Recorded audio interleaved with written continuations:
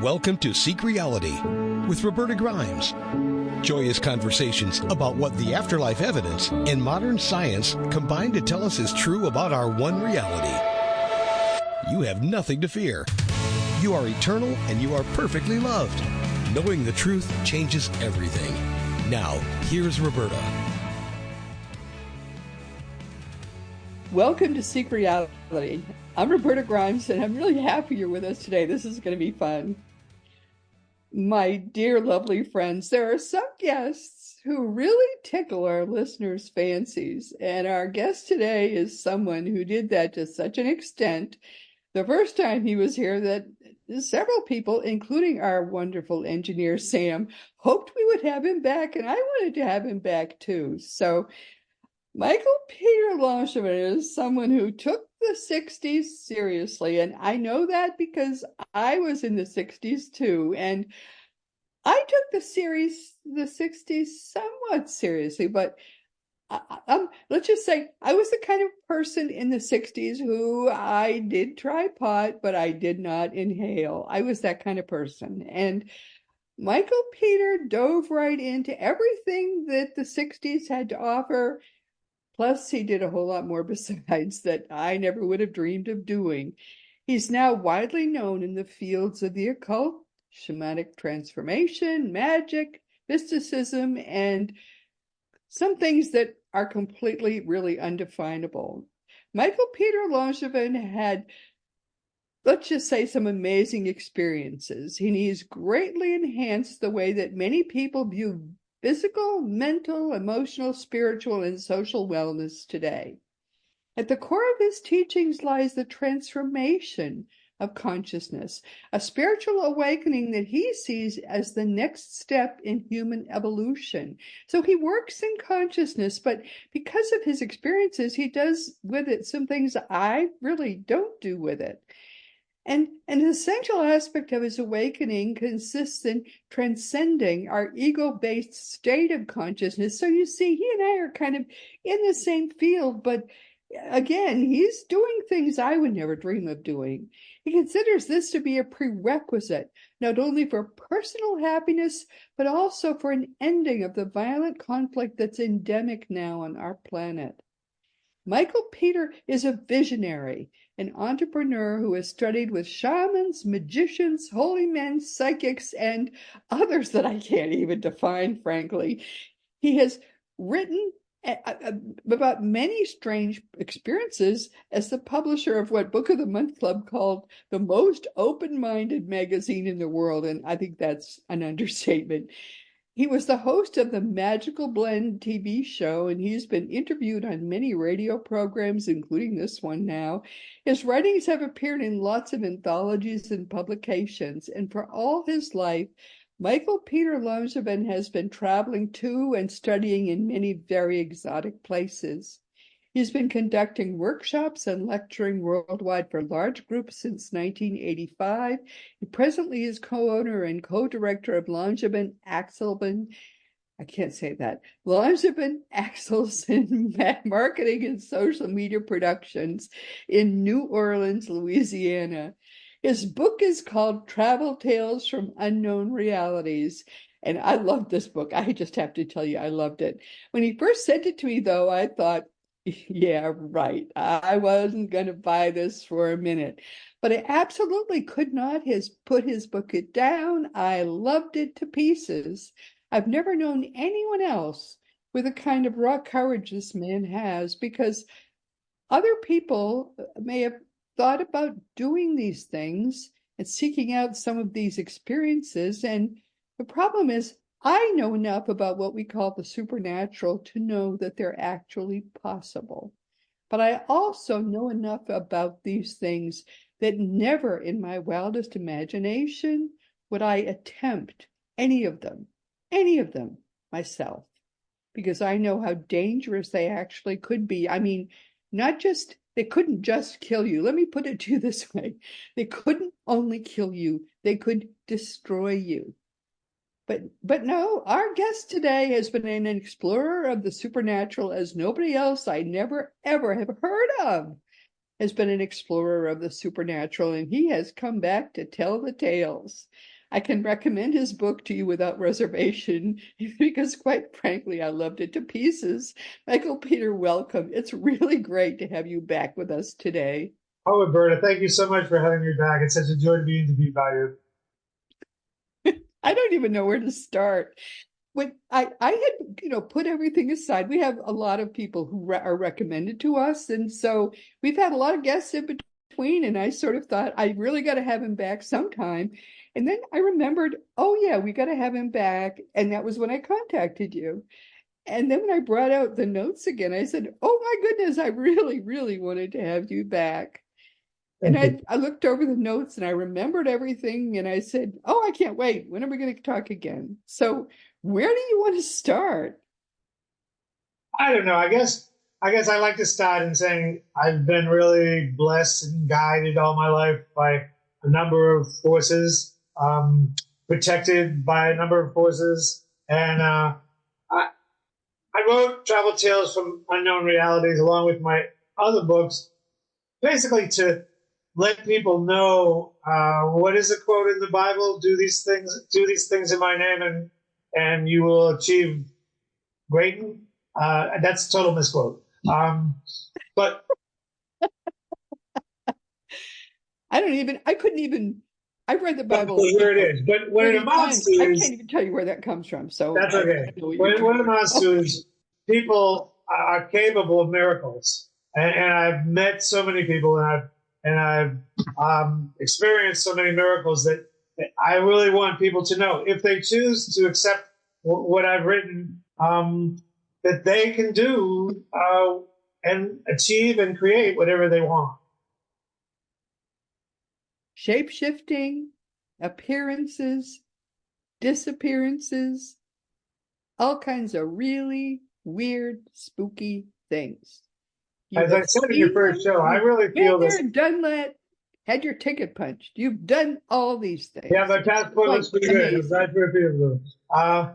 My When I said on your first show that it really is something that I think is really important, that reality is much larger than most people think, and it can be compared to an onion, and we're in one little layer of that onion. And if we choose to explore, there's so many other dimensions to existence that we can explore and draw inspiration and experiences from. All right, let's go back to your beginning. What started you thinking about, I mean, it was the time when everybody was exploring and mind stretching and all of this. What got you started thinking, I want to get to know shamans and I want to really stretch my mind? What started A that? number of factors came together. I mentioned on your first show that I was raised, born the son of a funeral director and a grandson of a funeral director. So I spent a lot of time growing up around funeral homes and cemeteries, and got to know death and ghosts pretty intimately. Became great friends with one certain ghost at one point. Made a deal with him, Phineas Goodhue, and he, in order for me to let go of my human bone collection, he promised me to lead me to many mystical secrets around the world. So Phineas has been a key factor in my existence. I also Phineas the ghost. He is a ghost. Okay. I've, And he said, the I'm book going to lead you to weird stuff. who leads me and guides me and to weird stuff on a regular basis. The book speaks about some of my early experiences. Early on in my teen years, I met and studied with the witches of Salem, Massachusetts. Lori Cabot still teaches there. She's, I think, in her late 80s. And they have a number of magical skills that they've passed on. I was riding my pony in a forest and experienced what I think to this day was a UFO abduction. So these series of experiences led me to know there was more going on than I had been taught, and I chose to figure out how I could learn about and experience more and more of them. So it just was early on. You met. It all started happening to you. It It was did. I was you an sought avid out. reader.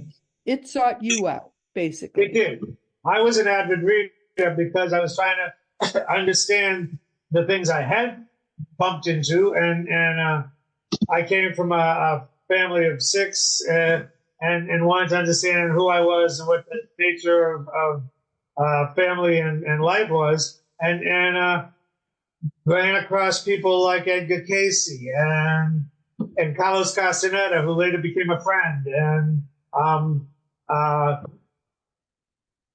the fellow who wrote The Cracking of the Cosmic Egg, who later became a friend.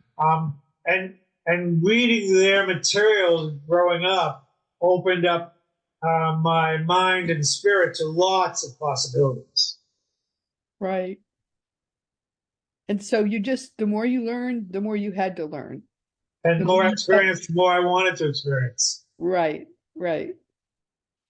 I mean, I remember this part of the book. I remember the young seeker trying to, I share that with that was sort of my early life too. You kind of get drunk on it, but oh my goodness, there's this much. You start wanting to know more and more and more. How much more can you learn? But I did it with books. I mean, you don't have to like experience it yourself. But there's something about the material world that the visceral experiences expand us and teach us things on a level that we just, I love reading, I love writing, but the spoken language, the written language have their limitations, and experience surpasses. And so you started exploring the world. You started I going. did. My father wasn't much of a traveler. He was a businessman, and we had 6 kids, so it would have been expensive to travel a lot. So we stayed home in a small town in New England in my growing years. When I got old enough in high school, I spent a summer hitchhiking across Canada, where I met people and experienced ghosts who led me to safe haven. Having done that, I went on to move to Boston when I finished high school to go to college, and had a Latin American study teacher who had just returned from Latin America and just infused me with a need to see Latin America. So I saved up my money and flew down to Peru, where I experienced ghosts and gods and goddesses in Machu Picchu and Cusco and Lake Titicaca. Having done that, I met a number of people who told me when I came back I should meet this shaman and that shaman in the Amazon or the Andes Mountains, and so I returned many times for many experiences there. Having experienced those, I wanted to see the rest of Latin America and the Caribbean and Europe and Africa and the Arab countries. So I've done a lot of that over the years. But you experienced some negative entities. Oh, they're out there. It's not like you turn over rocks and you know you're going to find a pretty salamander. If you use discretion, you turn over less rocks with ugly entities under them. But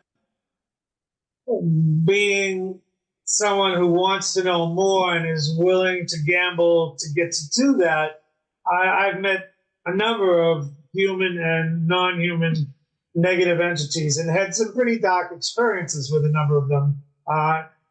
When I say I'm lucky to be alive and sane, I mean that from the deepest part of my core. I have been told by a number of people I shouldn't be, and I know personally I shouldn't be. Yeah, I remember I read the book. So And I only put some of my life in it. But talk a little about that. Talk about meeting some negative entities and how you Sure. get out of it. Well, how you get out of it? You can resonate to this. I know you can. Christ energy, healing energy, higher vibrational energy, prayer will just, I mean, it's like the old vampire movies. It banishes the dark. There's also, I just watched a documentary on TV about the oldest survivor of the concentration camps from World War II. She's 109 years old. And she said she was left in a pile of people they thought were dead. But she never thought she was going to join them in death. She believed she had great things yet to do. At 109, this woman is making a documentary about how wonderful her life has been. She was tortured and almost killed in a concentration camp. She lost her husband and son, but she never lost hope and belief in her destiny. Those are really strong things that make a real difference and can burn through. I think I'm kind of proof that they can burn through all kinds of threats and dangerous situations.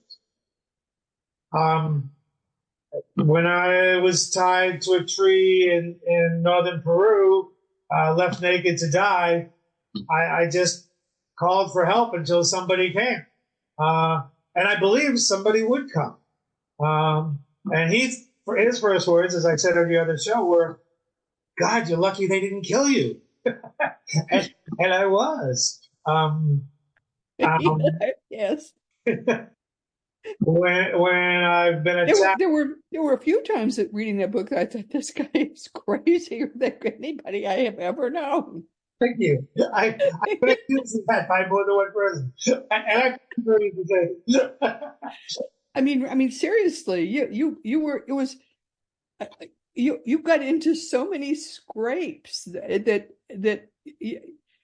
and so cheerfully too. I mean, it was like you didn't seem to even understand. You were getting yourself in a mess, and suddenly you were in such a mess. It was the Forrest Gumps. Yeah. I really have gone through life just looking for the next chocolate in the box of chocolates. And it served me well. I actually, there's a scene in Forrest Gump where he stands at the Washington Memorial and talks to Richard Nixon. And I swear they stole that scene from me because I was there protesting in the 60s and talked to Richard Nixon. So there's overlap. Unbelievable.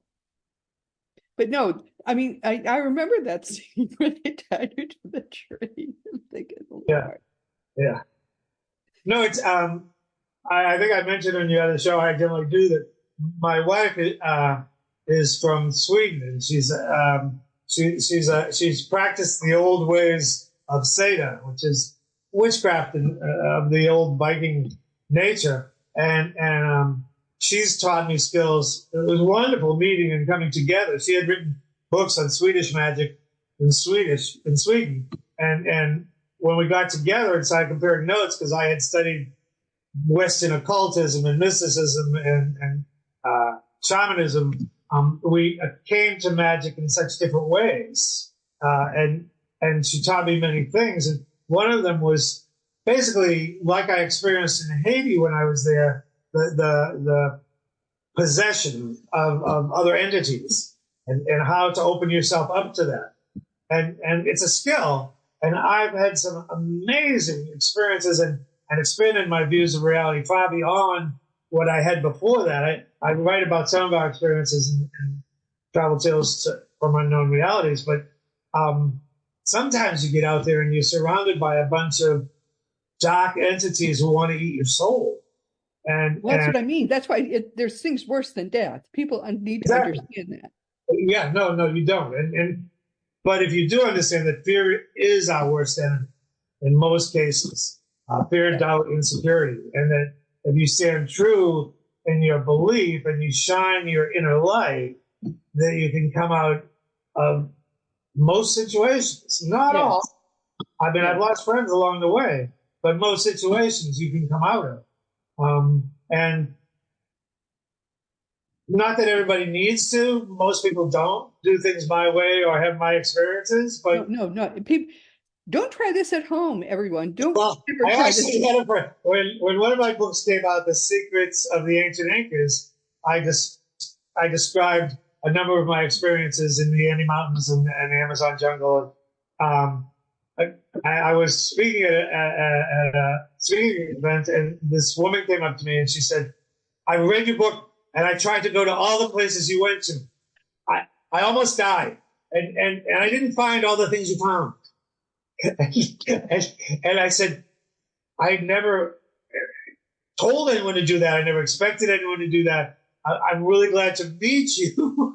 Thank you for complimenting me so much. But no, it's my experiences, my times, my energies. So it was my way that I experienced them."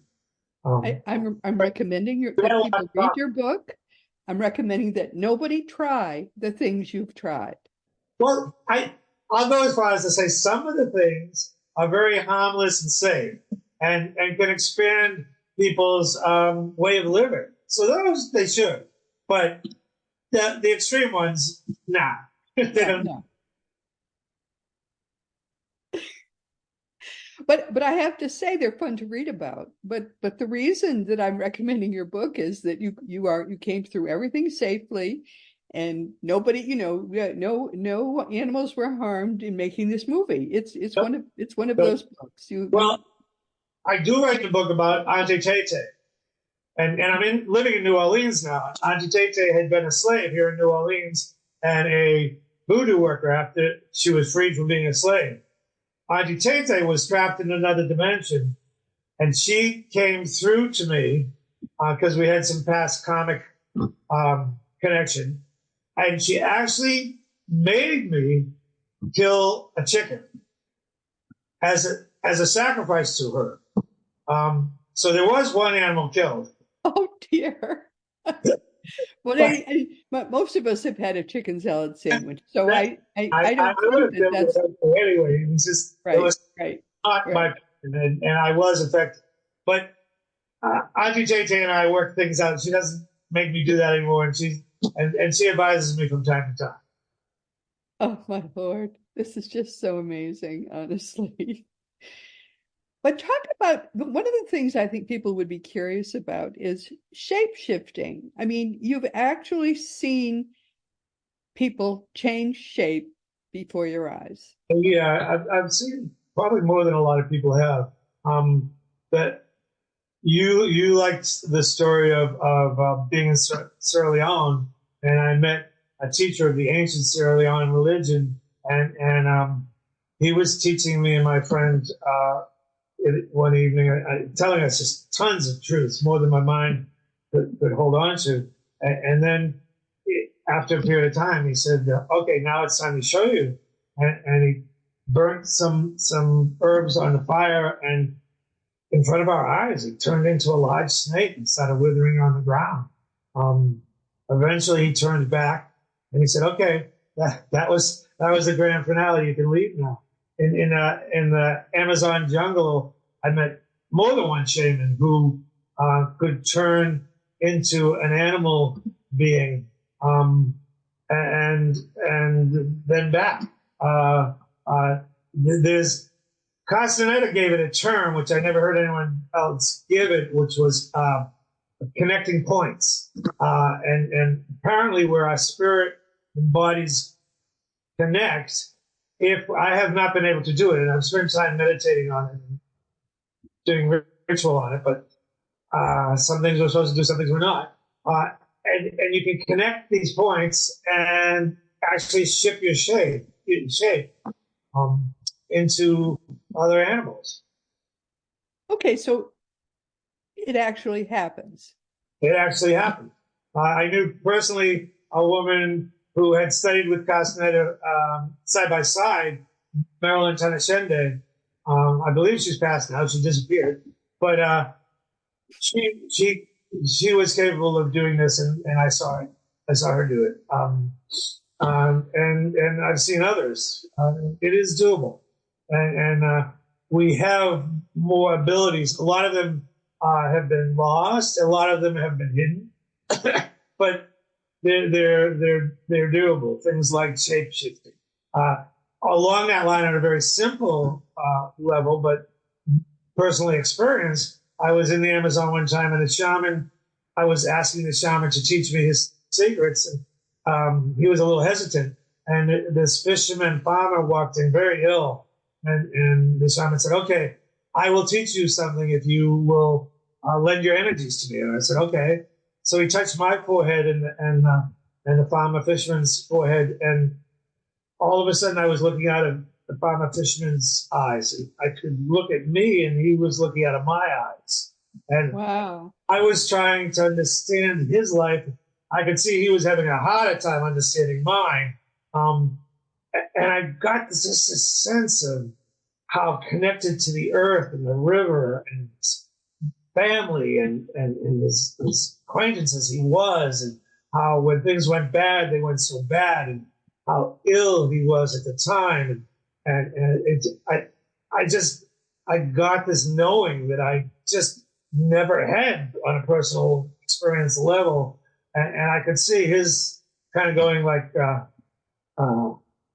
short circuiting. And then eventually the shaman touched both our foreheads, and I was back in my own body. Wow. And both of us were going, wow, wow, wow. We gave each other a big hug. And then the shaman said, "Okay, he's better now. Thank you for doing that." And the fisher farmer stood up and looked great and walked out of the hut. And So it helped to heal him that he did that. yes. I'm officially boggled. It's a good story, and I lived through it.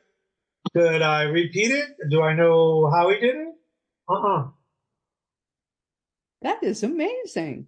It was. I mean, and really to have been in somebody else's head and have a clear memory of it in somebody else's life. To this day, when I tell the story, it sends shivers up my spine.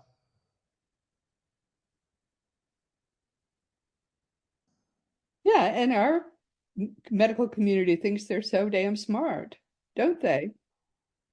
Someone said, I'm not a conspiracyist, but somebody said that in the United States, food isn't really produced to feed us, and medicine isn't really produced to heal us. In a lot of Latin America, they call U.S. medicine death medicine because you only use it when you're getting near dying. Isn't that something? Wow. All right, so the shape shifting rearranges the literal molecules in your body to turn you into an animal, and then turns them back into you. Yeah. Without harm at all. At all? No. And then this other feature that we just witnessed allows your essence, your spirit, to exchange with the spirit of another person. And that helps to heal that other person's body. There's another story in Travel Tales. My wife and I were sitting on our back porch in Virginia overlooking this huge garden we were blessed with and creek. And we were bringing in energies. We were opening up energies. And I started speaking in a very strange, kind of gravelly voice. And I said to my wife, I feel like I'm a walking mountain. And she said, you look a little like you have the feel of an armadillo.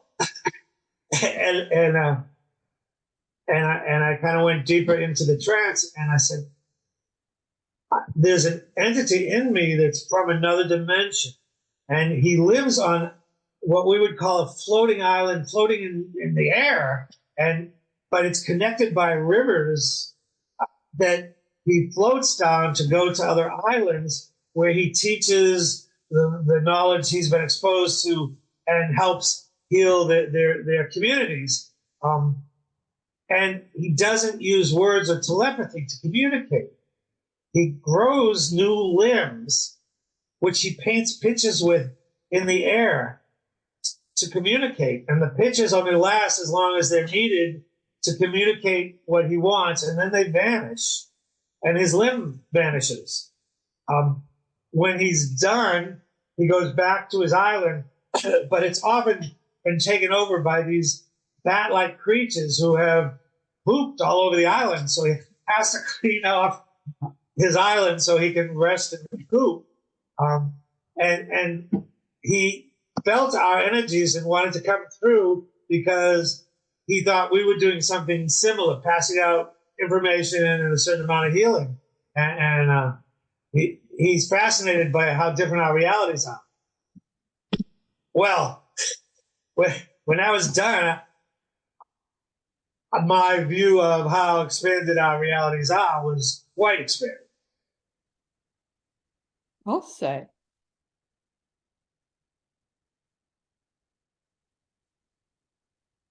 I think I remember that. Was that in the book? Yeah, that was in the book. That was one of the ones I put in the book. Yeah, I think I remembered that. Boggling. The point is just that our realities are so much more. At one point, I was practicing astral traveling, which is something everybody can learn to do. And for me to do it, I have to really work up to it for a week of fasting and focusing. But it can be done. I've actually gone to friends' houses and then the next day called them and said, "Did you get a new couch?" And they said, "Yeah, how did you know?"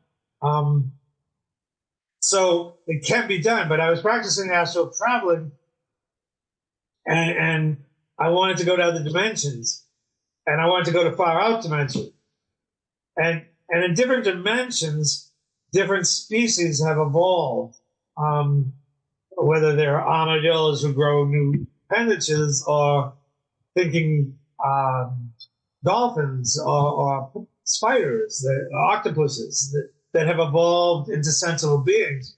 And in this particular one, it really stretched me because it was rutabagas that evolved. They were a thinking being who could root themselves into another place to root themselves. Communicating with them was a challenge, but in that reality, that was the thinking, motivating, sentinel force. Right. Rutabagas, honestly. Beyond my imagination, I don't know. No, I think the book is just wonderful. Thank you. I really do. It rings with honesty and clarity, and yet, and your emotions are genuine. You're scared when you should be scared. Thank you, yeah. But you know, you really are not always scared when you should be scared. I don't know why. You've got this joie de vivre. It's like if this kills me, it does. But I hope not. That's sort of your attitude. The belief that we're really immortal beings. That when we pass, we exist on another level. Yeah. So yeah. You really, it's sort of a what the heck kind of when attitude. Very young, my father made me touch a dead body, and I felt a spark go up my arm to my heart, and I looked over my left shoulder, and there was this cloudy figure floating there. I always kind of thought it was an essence of death, and whenever I'm like, should I do this or not? I look over my left shoulder, and death says, if you don't do it, you'll always regret it. If you do it now, I might not take you. I told my wife that story when we were first meeting. She said that's the best pickup line she had ever heard. Sorry. Pickup line. Oh, Lord. Oh, my goodness. I think the two of you were made for one another. I do. Let me tell you our meeting. I was in Peru working on a book, and I got on a bus to go from Cusco to Lake Titicaca, but I almost missed the bus. And when I got on, there was only one seat left, and it was next to this beautiful woman. And it's a 5-hour bus ride from Cusco to Lake Titicaca.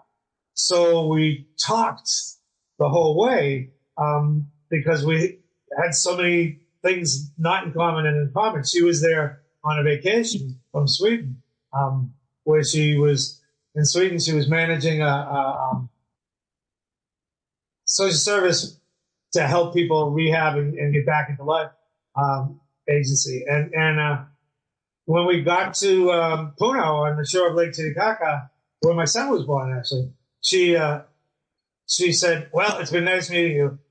And we shook hands. We parted ways. And I was like, "Oh, I don't think she liked me," because we didn't exchange phone numbers or emails or anything. And I'm not one to get smitten easily, but I looked around Puno for 2 days to see if I could bump into her, and she was nowhere to be seen. So I took a bus over to Copacabana on the other side of the lake and went out to the Isle of the Sun and the Isle of the Moon, where the Incas believed the universe was created. And as I was walking up the hill from the lake, she came walking down. And she ran to me and she hugged me. She said, "You're not getting away this time."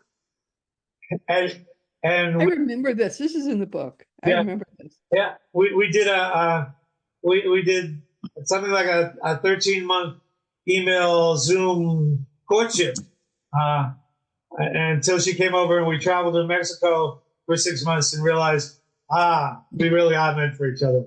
And then it was a matter of figuring out the dynamics so we could live together and get married. No, that was a really nice story. Yeah. Magic keeps happening. Well, I just can't believe we've already run out of time. Are we doing it now? Oh, okay. Well, I have a number of books on Amazon, and Travel Tales from the Unknown Reality might be the best written because it's the most recent one. I like to think I'm evolving and getting better in my writing. I'm available to people if they want to communicate. I'm on Facebook. I don't know. I have 3 or 4 Facebook pages. You must have a website. I don't. I let it fall off. It was getting a lot to maintain. I'm going to rekindle it. I have Langevin Access and Marketing, which I do to pay the bills. So that's there. But I put a lot of things. I have a author's page on Facebook, Michael Peter Langevin, that I put a lot of things on. And then I'm on Zoom and I'm on TikTok. I'm on. There's a YouTube channel and I'm on TikTok. So I am very available. And my email is michaelpeterlangevin@gmail.com if anyone has questions. And I generally find the time to get back to people. So you just want me to put your email as the contact? Yeah, that'd be great. Okay. Well, most people say go to my website. Well, but I'll give people your email. I told you, I like that hands-on experience. I get to know people that have read the book and been touched by it. But I just think people should read this book. I think it's so entertaining. It really is. Thank you. But please consider yourself hugged. I just think I've never met anybody with your kind of courage. Crazy courage, but courage, courage is courage. Like I said, I enjoy life immensely. I feel very blessed. And it's great to have experiences that a lot of people haven't had. Let's just say almost nobody has had a lot of. You go. I try to be humble. I'm not very good at it. But no, I've really enjoyed meeting you, and I really enjoyed your book. So Well, consider yourself hugged, and send me what's your second favorite book, and we'll do this again. oh, okay, good. Yeah, I will. I, yeah. I think my second favorite book is out of print, but it's available online. It's an ebook, The Secrets of the Amazon Shamans.